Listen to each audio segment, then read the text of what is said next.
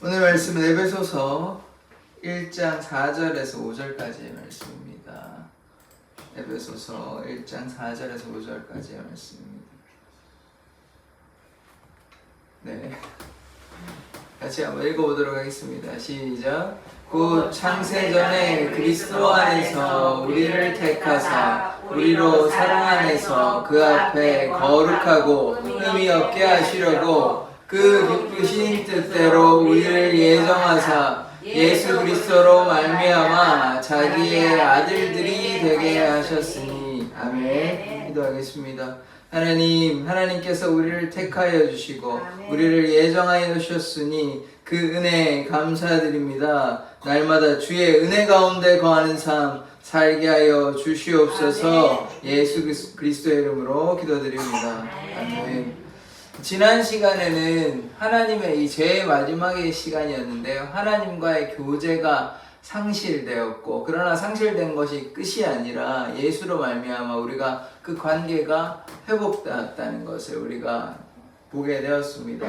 또한 가장 중요한 것은 영생이 있고 영벌이 있다는 것, 우리가 하나님 말씀에 순종하고 관계가 중요하다고 말씀을 드렸죠. 하나님과의 관계가 회복되어서 하나님 은혜 가운데 거하면 그것이 영생을 누리는 사람이고요, 이 땅에서도요.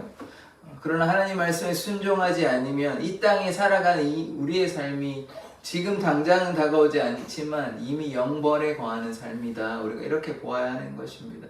그래서 우리가 주님의 말씀 따라 살아가기를 원합니다. 우리가 약속이라는 게 있잖아요.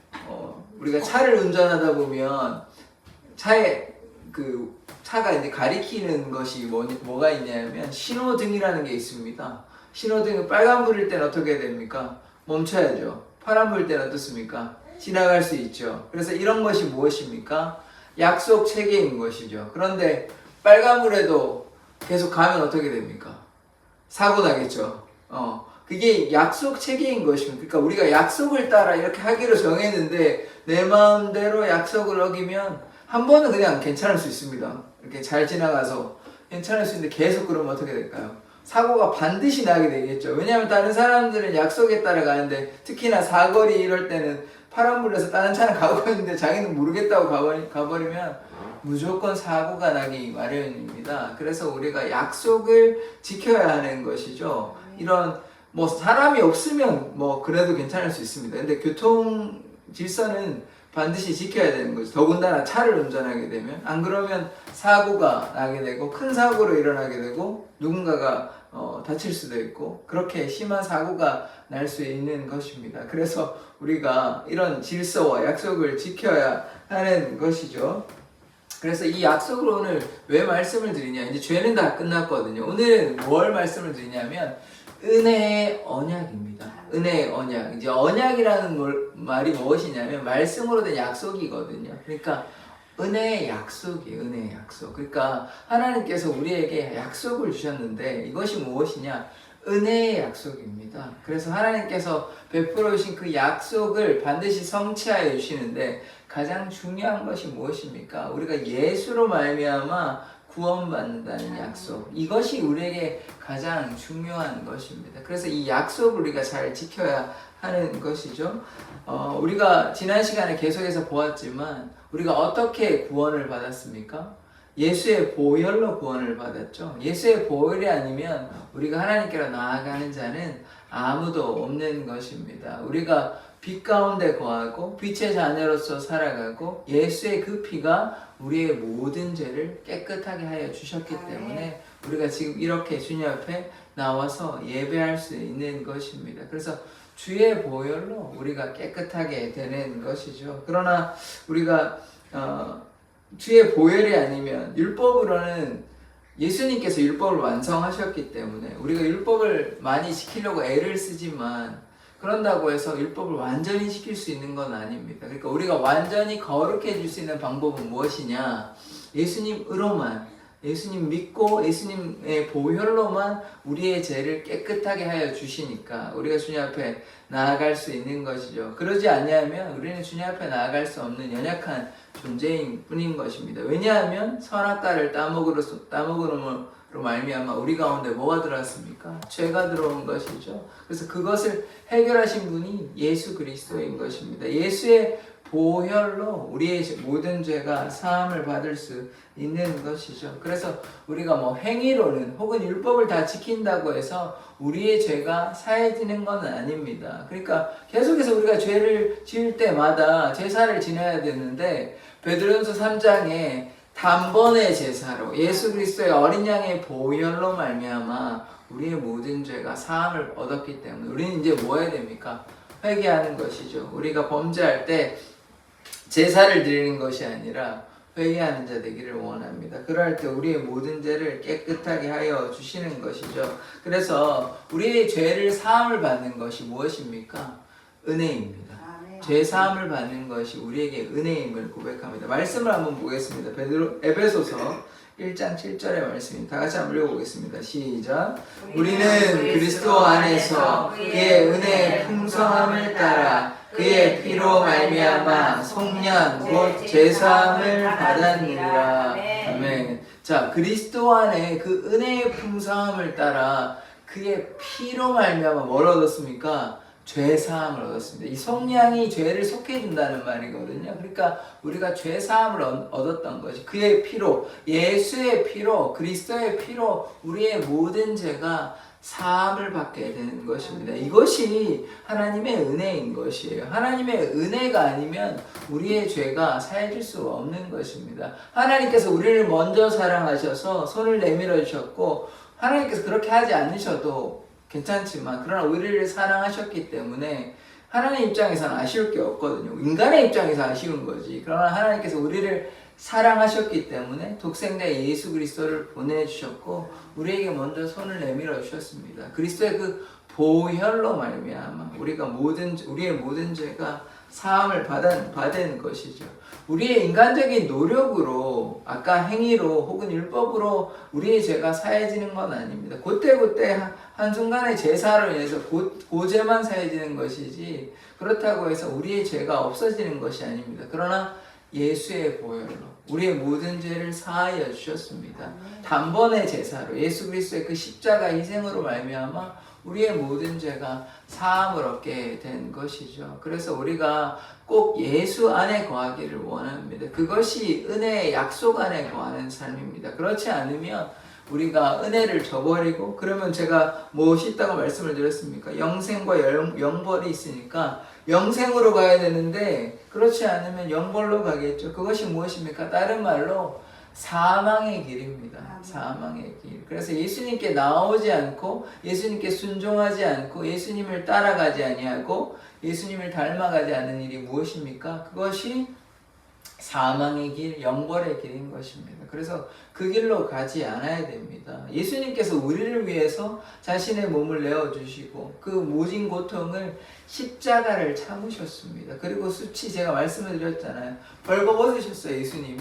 그런데 사람들 앞에서 이게 그냥 인간 대 인간으로 보면 뭐 벌거벗을 수 있지라고 생각할 수 있지만 그렇게 이해하시면 안 되고 신이 인간 앞에서 벌거벗었다는 거 이거 막 설명이 안 되는 거거든요. 왜냐하면 우리는 결코 신이 될 수가 없기 때문에. 그럼 뭐 좀 비슷한 예로 들자면, 그러니까 우리가 강아지나 뭐 애완동물 앞에 우리가 굉장한 창피를 당한다고 생각하면 이게 그렇게 뭐 말로 설명이 안 되는 부분이긴 하지만 그거보다 더 심한 거다는 거죠. 그러니까 창조하신 분이 피조물한테, 그러니까 우리 만든 존재 인간한테 이 부끄러움 수치를 당하셨잖아요.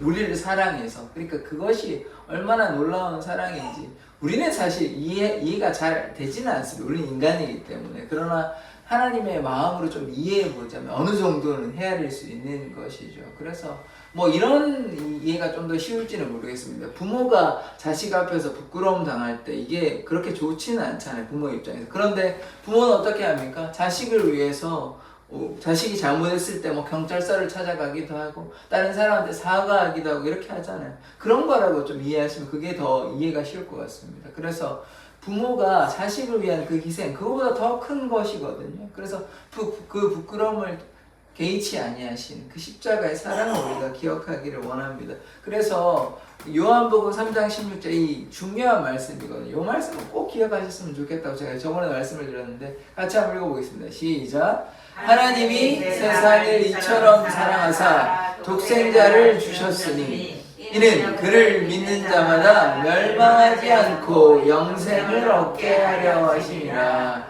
아멘. 하나님께서 이 세상은 지금 이 세상을 가리키는 것이 아니라 인간을 가리키는 거죠. 사람들을 너무나 사랑하셔서 하나밖에 없는 아들 예수 그리스도를 이 땅에 보내셔가지고 그를 믿으면 어떻게 됩니까? 멸망하지 않아요. 영벌의 길로 가는 것이 아니라 사망의 길로 가는 것이 아니라 멸망치 아니하고 어디 갑니까?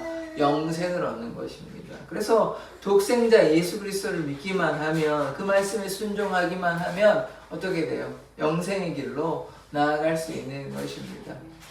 제가 면접 어제 보는데 이제 그 면접 하시는 목사님이 이런 얘기를 하시더라고요. 여러분 어떻게 생각하실지 모르겠는데 여러분은 구원의 확신을 어떻게 가지십니까? 혹시 대답해 주실 수 있으십니까? 구원의 확신을 어떻게 가지시나요? 내가 어떻게 구원받았다는 생각 듭니까? 선뜻 답이 안 나오시나요? 그러니까 저도 뭐 다른 얘기하고 뭐 예수 믿는다, 뭐 순종해야 된다 이런 얘기하니까 그 목사님께서 뭐라고 말씀하시냐면 천국 가냐 안 가냐 얘기하시더라고요. 그러니까 여러분이 지금 죽어도 뭐 언젠가 죽게 될 거 아닙니까? 천국에 가는 확신이 있으면 그게 예수 믿는 구원의 확신이다 이렇게 얘기를 하시더라고요. 그래서 여러분 믿습니까? 언젠가 돌아가실 거잖아요. 그때 천국 간다는 확신이 있으십니까?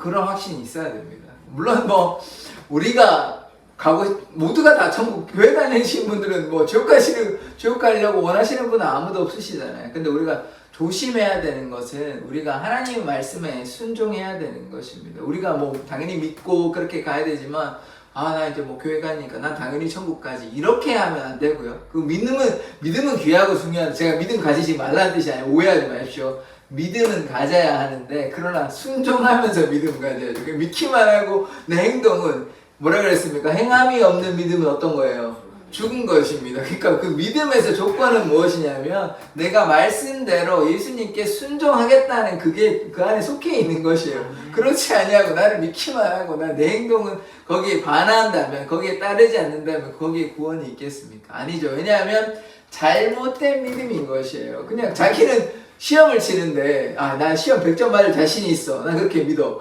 정작 공부는 하나도 안 했어요. 그러면 100점 나옵니까? 안 나오죠. 그러니까 이건 거짓된 믿음 아닙니까? 그러니까 거기에 따르는 행동을 하면서 하나님 믿을 때 그것이 참된 믿음이고 그 믿음대로 역사가 나타나는데 그냥 나는 그렇게 믿는다는 말은 무엇이냐면 아까 말씀드린 대로 행한다는 말이에요. 믿은 대로 행한다. 내가 예수님을 믿으니까 그 말씀대로 행한다는 게 이게 참된 믿음이지 믿는다고 해놓고 사랑하지 않고 순종하지 않고 내 마음대로 행동하면서 내가 믿었으니 끝났습니다. 이거는 아니라는 것이에요. 그래서 그것을 좀 구별을 하셔야 됩니다. 물론 천국에 대한 확신을 가지고 내가 믿음으로 구원을 받는다는 그 믿음을 가지는 것은 중요한 일이지만 그러나 무턱대고 믿는 것이 아니라 내가 하나님께 순종하겠다는 그 마음이 중요한 것입니다. 그래서 구원의 확신을 가지는 우리 성도들 되기를 원합니다. 예수님을 믿으면 주 예수를 믿으라 너와 내 집이 구원을 얻는다 이렇게 말씀하셨습니다. 그래서 우리가 예수를 믿음으로 구원받는 것은 성경이 말하고 있는 사실입니다. 그러나 그것을 풀어서 설명해 본다면 믿는 것이 거짓된 믿음은 아니라는 얘기입니다. 참된 믿음으로 참된 믿음이 될 때 우리가 너와 내 집 우리도 구원받고 우리 집도 구원받고 그렇게 되는 것입니다. 거짓된 믿음으로 그렇게 하면요 이 성경이 참 혼란스러워지는 것입니다. 그래서 참된 믿음을 가진 자가 구원함을 받는 것이죠. 요한일서 1장 7절의 말씀을 한번 보도록 하겠습니다. 같이 한번 읽어볼게요. 시작. 그가 빛 가운데 계신 것 같이 우리도 빛 가운데 행하며 우리가 서로 사귐이 있고 그 아들 예수의 피가 우리를 모든 죄에서 깨끗하게 하실 것이요. 아멘. 우리가 예수님이 어디 가운데 계십니까? 어둠 가운데 계시나요? 아니요. 빛 가운데 거하시죠. 예수님이 빛 가운데 거하신 것 같이 우리가 빛 가운데 행하면, 영어로는 이제 걸어간다고 나오는데, 빛 가운데 걸어가면 우리가 서로 사귐이 있고, 또 어떻게 됩니까? 예수의 피가 우리를 모든 죄에서 깨끗하게 하신답니다. 그래서 이 말씀이 참 능력이 있는 말씀인 것이요. 그래서 우리가 어둠의 자녀가 아니라 무슨 자녀라 그랬습니까? 빛의 자녀입니다. 빛의 자녀니까 빛의 자녀끼리 서로 사귐이 있고, 또한 그 예수의, 그 아들 예수의 피로 우리를 모든 죄에서 깨끗하게 하셨습니다. 그래서 죄사함이 하나님의 은혜인 줄 믿습니다. 하나님께서 우리를 너무나 사랑하셔서 독생자 예수 그리스도를 보내주셨고, 그 아들의 피로 말미암아 우리의 모든 죄가 사함을 얻었습니다. 어린 양의 보혈로 우리가 깨끗함을 받은 것입니다. 이것이 하나님의 은혜인 줄 고백합니다. 그래서 하나님의 은혜 가운데 거하기 위해서는 뭐 해야 됩니까? 이 보혈의 능력 의지하며 하나님께 나아가야 하는 것입니다. 네 번째로 오늘 본문의 말씀인데요. 미리 정하셨어요. 요거를 뭐라고 얘기하냐면, 다른 말로 예정, 미리 정했다 해서 예정이라는 거거든요. 이제 할뱅이라는 그 분이 예정설이라고 해서 예정을 얘기하셨는데, 미리 정했다는 말입니다. 그 근거가 되는 말씀이 무엇이냐? 오늘 본문의 말씀이거든요. 4절, 5절 한번 다 같이 다시 읽어보겠습니다. 시작. 곧 창세 전에 그리스도 안에서 우리를 택하사 우리로 사랑 안에서 그 앞에 거룩하고 흠이 없게 하시려고 그 기쁘신 뜻대로 우리를 예정하사 예수 그리스도로 말미암아 자기의 아들들이 되게 하셨으니. 아멘. 이 말씀이 근거가 되는 말씀이에요. 4절에 보시면 창세 전에, 세상을 만들기 전에 그리스도 안에서 우리를 택하사 우리로 하나님 앞에서 거룩하고 흠이 없게 하시려고, 그리스도 안에서 우리를 거룩하고 흠이 없게 하시려고 우리를 택하셨습니다. 그리고 5절의 말씀에 오시면 그 기쁘신 뜻대로 우리를 예정하사, 미리 정했다는 것이에요. 언제요? 세상을 만들기 전에, 다른 말로 창세 전에, 세상을 하늘과 땅 이런 거 다 만들기 전에 누구를 택하셨대요?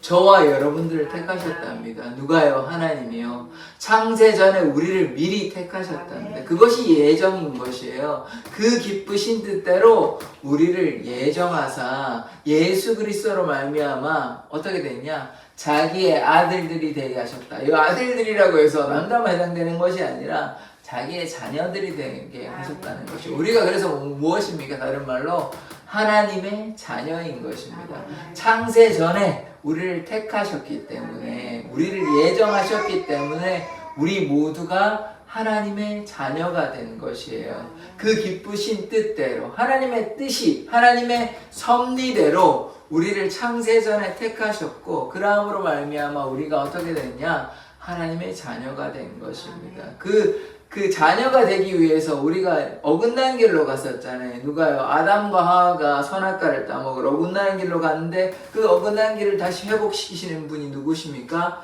막힌 담을 허무신 분이 누구십니까? 예수 그리스도시죠. 그래서 그리스도 안에서, 예수 그리스도 안에서 우리가 구원함을 얻는 것입니다. 그리스도 안에서, 그래서 어떻게 됩니까?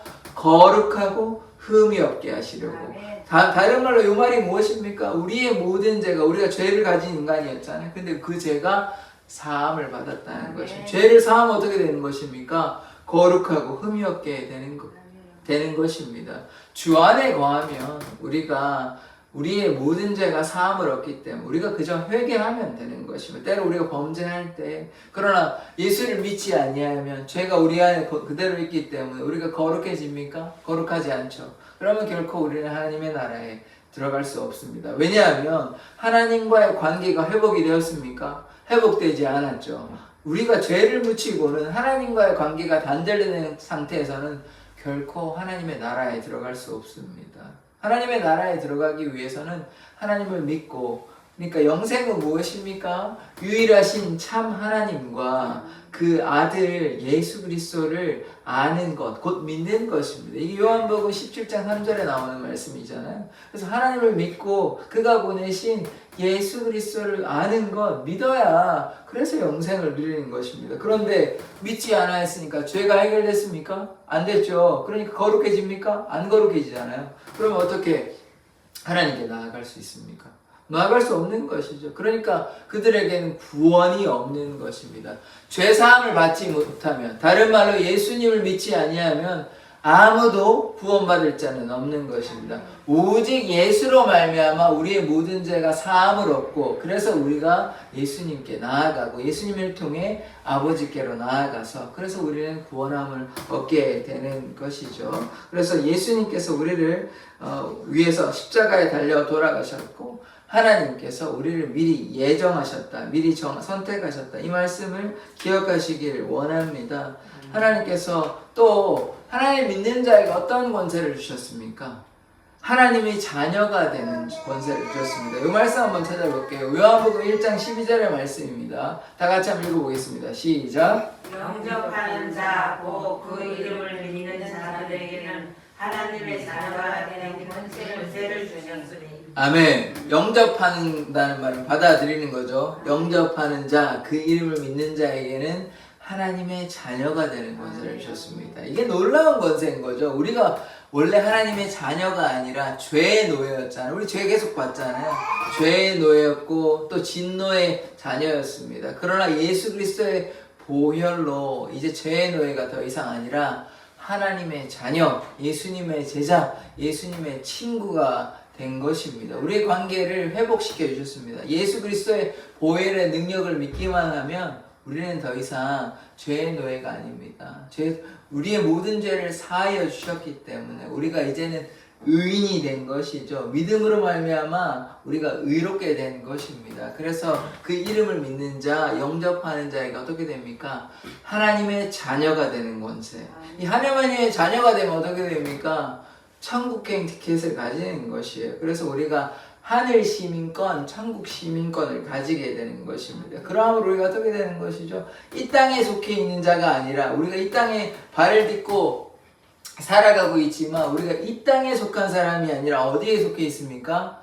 하늘에 속한 자입니다. 우리가 하늘에 속한 자이기 때문에 우리가 천국 시민권을 가진 사람으로서 천국의 사람으로서 그렇게 살아가야 하는 것이죠. 그것이 무엇입니까? 예수님의 말씀에 따라가는. 지지난주였죠. 예수님처럼 온유하고 겸손하며 예수님의 멍에를 줄 때 어떻게 됩니까? 참된 안식을 준다 그러잖아요. 그러니까 예수님을 닮아가는 것이 무엇입니까?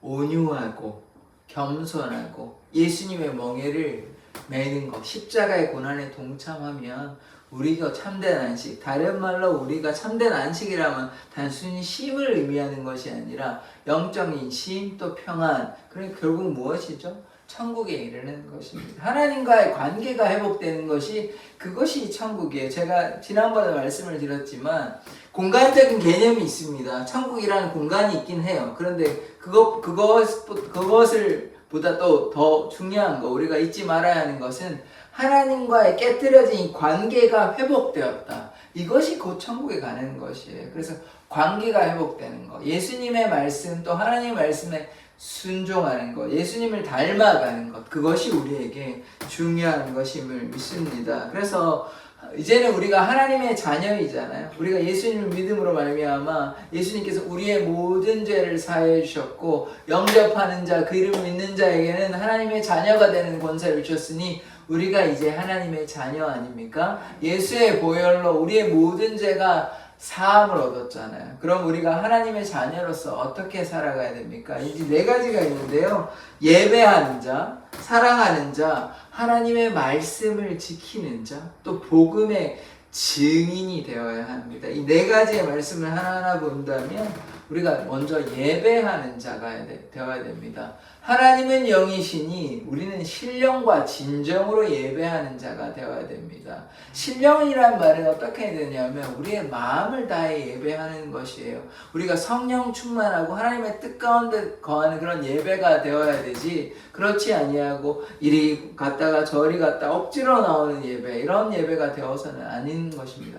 우리가 마음을 다해서 주님을 예배하는 자 되기를 원합니다. 그러야 할 때 하나님께서 우리에게 역사하시는 것입니다. 그렇지 아니하면 우리는 하나님께 온전한 예배를 드릴 수 없는 것입니다. 그러니까 예배가 무엇입니까? 하나님께 순종하는 것이에요. 우리의 마음을 다해서 하나님께 나의 삶을 하나님 앞에 온전히 내어놓는 것, 그것이 영적 예배인 것입니다.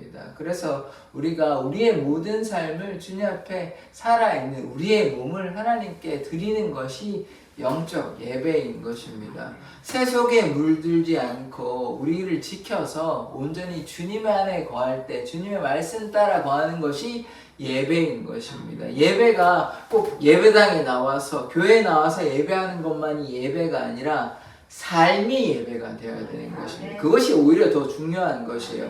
그냥 삶은 한 6일의 삶은 그냥 세상 사람들과 똑같은 거예요. 교회에서는 뭐 권사님, 장로님, 집사님 뭐 그런데 나가면 똑같은 거예요. 그러면 이 삶은 진정한 그리스도인의 삶입니까? 아니죠. 그러니까 무엇이 진정한 예배냐면 삶 가운데서 그리스도의 향기, 그리스도의 영광, 그리스도의 은혜, 그리스도의 편지가 나타나는 삶, 그것이 진정한 예배인 것입니다. 여기 나와서만 제가 하나님 나왔습니다. 예배를 받아주시고 그것도 중요하죠. 그러나 그것보다 더 중요한 것은 일상 삶 가운데 하나님을 인정하고 하나님과 동행하고 우리의 삶을 통해 예수 그리스도의 향기와 예수 그리스도의 편지가 그리스도의 빛과 우리가 빛과 소금으로서 역할을 감당하는 것, 그것이 참된 예배자의 삶인 것입니다. 그래서 뭐라고 얘기합니까? 순종이 제사보다 낫다 얘기하고 또 공의와 정의를 행하는 것이 제사보다 여호와께서 더 기뻐하시는 것입니다. 그래서 우리가 하나님 말씀 따라 순종하는 것이 의로운 삶인 것입니다. 예수의 보혈로 우리를 깨끗하게 사하여 주셨는데 우리가 여전히 세상 가운데 거하여 있다면 하나님의 마음이, 그리스도의 마음이 얼마나 속상하시겠습니까? 아프시겠습니까? 그래서 우리가 죄 가운데 거하는 것이 아니라 주님의 은혜 가운데 거하는 삶 되기를 원합니다. 그것이 진정한 예배자, 그리스도의 제자로서 또 하나님의 자녀로서의 예배하는 삶, 그것이 또 중요하고, 두 번째, 사랑하는 자 되어야 됩니다. 기억나십니까? 우리가 서로 사랑해야 되죠. 왜냐하면 하나님은 사랑이십니다. 서로 사랑하면 우리의 모든 죄를, 우리의 허물을 덮어주십니다. 사랑은 누구로부터 왔다 그랬죠? 하나님으로부터 왔다 그랬죠? 사랑은 하나님께 속한 것입니다. 하나님께서 하나님의 사랑을 어떻게 보이셨습니까? 화목 제물이 되신 예수 그리스도, 독생자 예수 그리스도로 말미암아 하나님의 그 사랑을 나타내셨습니다. 그래서 저 좀 보실까요? 하나님의 사랑을 우리에게 나타내셨기 때문에 우리가 반드시 그 사랑 안에 거하기를 원합니다. 그래서 예수님 안에 거해야 되는 것입니다. 왜냐하면 나를 위해 자기 몸을 버리셨기 때문에. 누가요? 예수님이에요.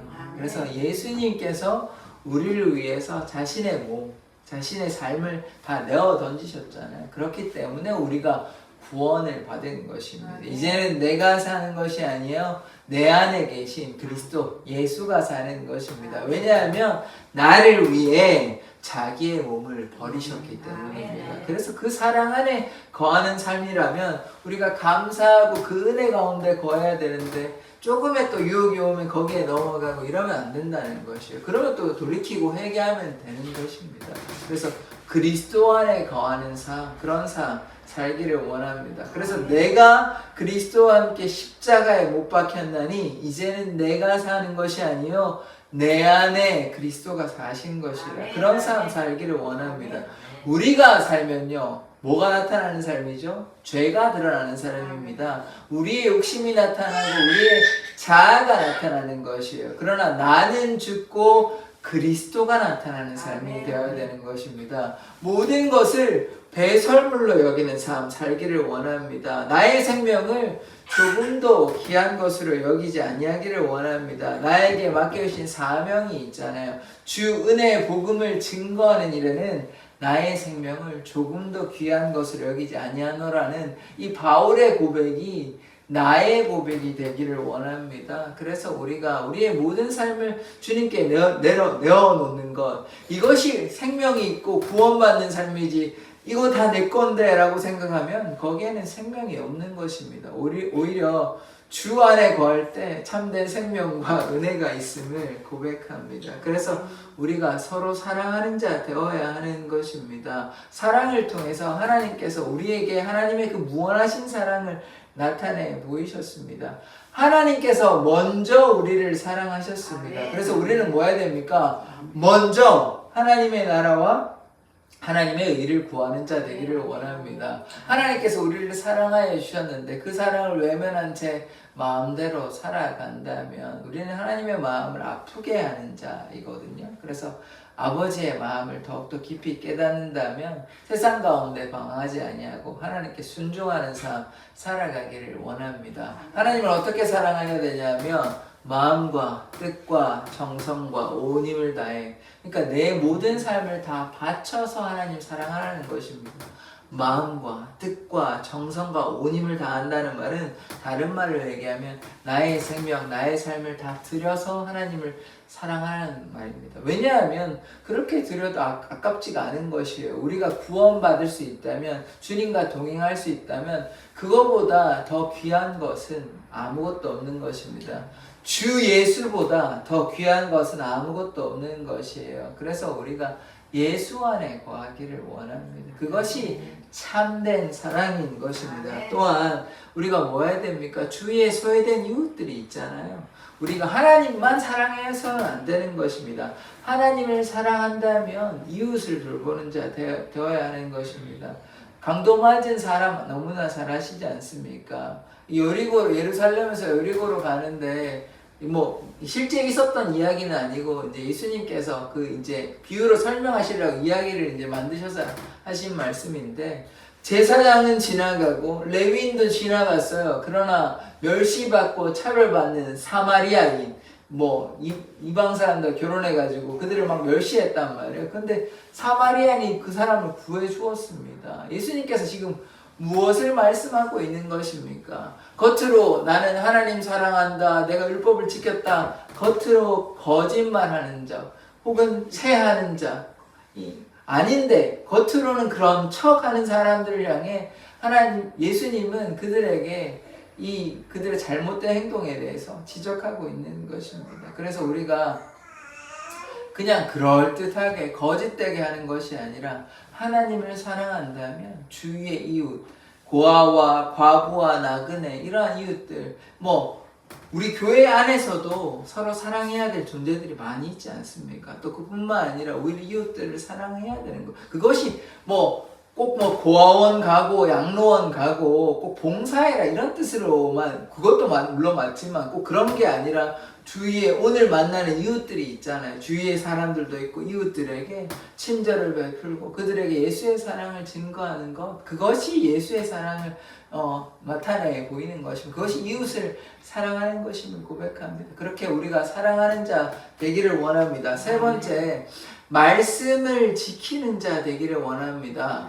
하나님을 사랑하는 자는요, 예수님의 그 계명, 하나님의 그 계명을 지키는 자입니다. 하나님의 계명을 지키지 아니하고 말씀을 지키지 아니하고 어떻게 우리가 하나님의 자녀로서 살아갈 수 있는 것입니까? 그래서 말씀을 지키기 위해서 우리가 뭐 해야 됩니까? 말씀을 일단 가까이 해야 되죠. 말씀이 어떤 내용이 있는지도 잘 모르는데 무엇을 지키려고 하면 생각나는 게 많지가 않습니다. 물론 예배를 통해서 우리가 여러 가지 말씀을 듣지만 일단 하나님의 말씀을 가까이 하는 자 되기를 원합니다. 그래서 말씀이 하나님이신 거예요. 요한복음 1장에 보면 말씀이 곧 하나님이십니다. 그래서 태초에 말씀이 계셨고 이 말씀이 곧 하나님이시기 때문에 우리가 하나님을 믿는다면 말씀을 사랑하는 자 되기를 원합니다.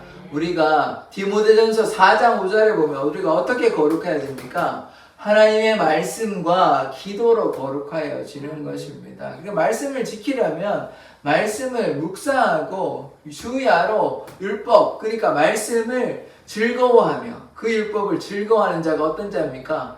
복 있는 자입니다. 이게 시편 1편이거든요. 복 있는 자는 악인의 꾀를 쫓지 아니하고 죄인의 길에 서지 아니하고 교만한 자의 자리에 앉지 아니하고 오직 주의 율법 곧 주의 말씀을 즐거워하며 그 율법 그 말씀을 주야로 뭐합니까? 묵상하는 자로다 라고 얘기했습니다. 그래서 우리가 어떻게 해야 돼요?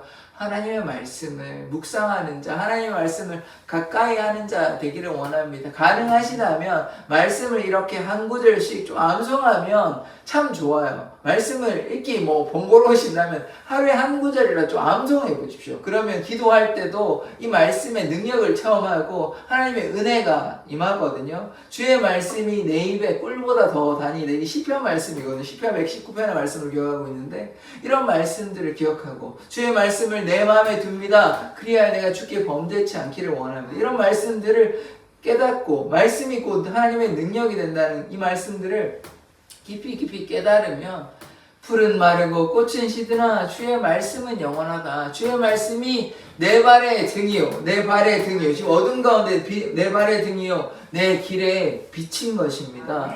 그러므로 우리가 말씀을 읽어야 우리가 어둠의 자녀가 아니고 빛의 자녀라면 우리가 말씀 가운데 거하고 말씀을 충분히 묵상하고 깨달음으로 이 말씀을 그냥 암송만 하는 것이 아니라 어떻게 되죠? 말씀을 지키는 자 되어야 되는 것입니다. 하나님의 계명을 지켜야 하는 것입니다. 성경에 수많은 하나님의 그 말씀들이 있어요. 명령이 있어요. 이 계명들을 우리가 경계하는 명령, 이걸 계명이라고 하는데 그런 명령들을 우리가 지켜야 되는 것입니다. 우리가 조심히 지켜야 되는 거. 하나님께서 여러 가지 말씀들을 많이 해놓으셨는데 나는 뭐 별로 상관하지 않고 내 마음대로 살겠다 그러면 우리는 참된 그리스도인이 될 수 없는 것이죠. 내 마음대로 사는 삶이 아니라 나는 죽고 예수만 드러나는 삶. 그럼 우리가 어떻게 해야 됩니까? 하나님의 말씀을 지키는 자가 되어야 하는 것입니다. 우리가 하나님의 말씀 안에 거할 때 하나님께서 우리의 삶을 인도해 주시는 것이지 우리가 주의 말씀이 내 발의 등이요 내 길에 빛이다는 말은 우리가 하나님의 말씀 안에 거할 때 하나님께서 우리의 삶을 인도해 주신다는 것이지 그럼 우리가 하나님의 말씀 안에 거하지 않으면 하나님께서 우리의 삶을 인도하시지 않으시는 것입니다. 그래서 하나님의 말씀을 사랑하는 자 되기를 원합니다. 그리고 또한 말씀만 아는 것이 아니라 그 말씀을 지키는 자 되기를 원합니다. 그래서 하나님의 말씀에 순종하는 것 그것이 우리에게 중요한 것입니다. 아까도 말씀드렸던 것처럼 순종이 제사보다 중요하기 때문에 하나님께 순종하는 것이 참된 예배임을 우리가 기억해야 하는 것입니다. 마지막으로 우리가 복음의 증인 되어야 되는 것입니다. 하나님의 자녀로서 말씀도 지키고 또 예배하는 자, 또 사랑하는 자 이것도 중요하지만 복음의 증인이 되어야 되는 것이고 참된 예배자 또 사랑하는 자 이런 자가 되어야 하고 또 말씀도 지켜야 하지만 우리가 이 땅에 각자에게 맡겨주신 사명이 있는 것입니다. 우리가 그냥 이 땅에 우리가 원하는 대로 살기 위해서 오는 것이 아니에요. 예수님께서 우리를 위해서 십자가에 달려 돌아가셨고 하나님께서 우리를 이 땅에 보내시면 하나님의 그 사랑을 드러내기 위해서 또 결국은 다른 말로 어떻게 얘기하는 거냐면 복음의 증인 되기 위해서 그래서 오직 성령이 너에게 임하시면 너희가 권능을 받고 예루살렘과 사마리아와 유대와 땅 끝까지 이르러 내 증인이 되리라 하셨잖아요. 그래서 우리가 어떤 것을 해야 됩니까? 그들이 우리만 구원받아서 되지 않잖아요. 우리 구원받는 건 너무나 감사한 일이죠. 그러나 하나님께서 우리에게 뭐라고 하셨습니까? 온 민족으로 제자를 삼아 아버지와 아들과 성령의 이름으로 세례를 베풀라고 말씀하셨습니다. 그리고 온 천하에 가서 뭐 해야 됩니까? 만민에게 복음을 전하라고 마가복음 16장 15절에서 17절까지의 말씀에 나옵니다. 그래서 누구든지 예수를 믿고 세례를 받는 자는 어떻게 됩니까? 구원함을 얻어요. 그런데 예수님을 믿지 않냐면 어떻게 됩니까? 멸망을 당하는 것입니다. 믿는 자들에게 이러한 표적이 따르는 어떤 표적이 나오냐면 귀신을 쫓아내고 새 방언을 말하고 뱀을 집어올리며 이 뱀은 사단을 가리키는 것이죠. 그리고 또 독을 먹어도 해를 당하지 아니하고 아픈 자에게 손을 얹은 즉 나음을 얻을 것입니다. 이게 믿는 자들의, 예수 그리스도를 믿는 자, 하나님 믿는 자들의 이러한 표적, 이러한 능력이 나타나기 때문에, 그래서 우리가 병자에게 손을 얹은 즉 치유할 하나님의 그 치유가 나타나는 것이면 누구를 통해요? 믿는 자들을 통해서, 하나님의 그 백성들, 하나님의 자녀를 통해서 이러한 역사가 나타나는 것입니다. 그리고 또 우리가 어떻게 되냐면, 우리가 방언을 말하고 또 어떻게 되냐? 귀신을 내어쫓는 권세가 있는 것입니다. 하나님의 자녀에게 어떤 권세가 있냐? 귀신을 쫓아낼 수 있는 것입니다. 그래서 우리가 예수의 이름으로 선포하면 예수님의 능력이 우리의 삶을 통해서 나타나므로 귀신이 떠나가게 되는 것입니다. 예수님의 제자들이 그러한 일들을 했다고요. 사도들이 그러한 일을 했기 때문에 우리도 할 수 있는 것입니다. 그들만 되는 것이 아니라 우리도 하나님의 뜻 가운데 거하면, 왜냐하면 우리가 어떻습니까? 왕 같은 제사장인 것입니다. 우리가 하나님 앞에 나아가면 하나님께서 우리를 통하여 역사하시는 것입니다.